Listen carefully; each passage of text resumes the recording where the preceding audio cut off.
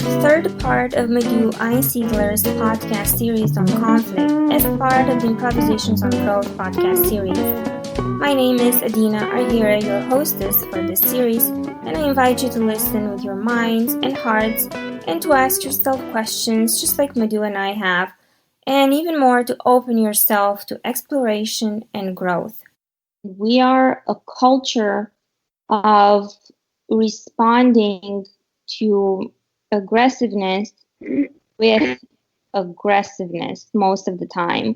It's a fine line between what you're saying and, for example, what do you think about standing up for yourself?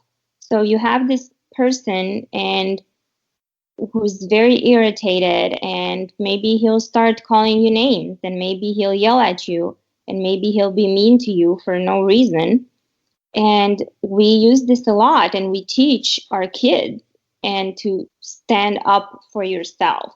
What does that mean in a situation? In the example I just gave you, does that mean to do exactly what you said, or it means to nicely tell the other person you're being like this and you better stop?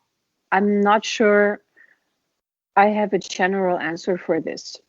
Like, for example, the seminar that I was presenting yesterday and the day before yesterday, and there was one participant, she was asking a similar question. She is a supervisor, and she's in her mid-30s, and the people, and especially one, and sorry I have to say that, and one guy is older and is in her team. And so she's like, okay, he does not see me as a supervisor, and he doesn't respect me, and he doesn't follow my orders, and he just always thinks, oh, well, I'm just this little girl in his eyes. How should I deal with that? I gave her two options, and then the one option is okay, reason with him, like from your leadership role, you can say, okay, this is not an option to treat me as a leader like this, to treat me, your leader, like this, or your supervisor like this, and then give him examples of his behavior, show him how he does it, and that this is not something that a good work environment would allow, and that it has consequences. So that's version A. And then there is version B. And I was like, okay, he is playing the status game with you. And he is playing the high status game. So I have a higher status than you have because I'm a male and you're a woman. You can also step up your game and show him that you have the higher status because you are the supervisor here. You are in the leading role here. And eventually, as women, we need to learn to do this, to also stand our ground. And yet it doesn't have to be in this aggressive, hurting the other way. I think there is a fine line in paying aggression back with aggression and drawing a red line and saying, okay, this is how far we can go, and if not, I'm just changing the side, or since I'm the supervisor, the leader here, I make sure that you need to look for a different job. I think it really depends on each situation, and also if there is a reasoning, if we can reason with the others, and with some people you just cannot reason, and that's true too. So this makes me wonder, are there different types of conflict? The example I gave with the girl addressing me as with Missy, and maybe it didn't sound right to me, whatever, that is hardly a conflict. That is an emotional state, a slightly irritation that I acknowledged right away. But then we go to situations like the one you just explained, and that to me seems at a different level. And then, for example, we have a physical beating, which again, that is way, we can call that as well a conflict. So what are how can we even categorize a conflict?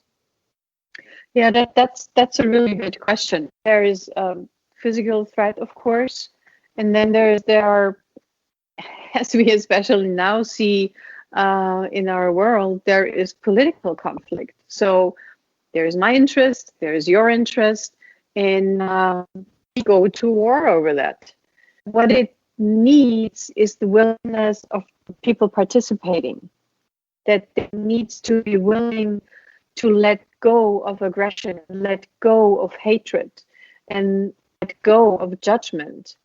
And as long as we love to hate, we probably need to beat each other up. It takes the willingness to drop hate and to drop judgment and to drop blaming. And it takes the willingness to actually find the source of all these feelings inside of me and not in the outside. So as long as we think that it's people out there that are worth hating and it's worth fighting against them, well, we will. So, and this is what this is the path that I'm walking, and this is where I take my clients with me to say, okay, and then of course I'm in the business arena and not political and not mobbing in school. So one could say the conflicts I'm dealing with are not life-threatening, really, and they're more like the easier part of conflict.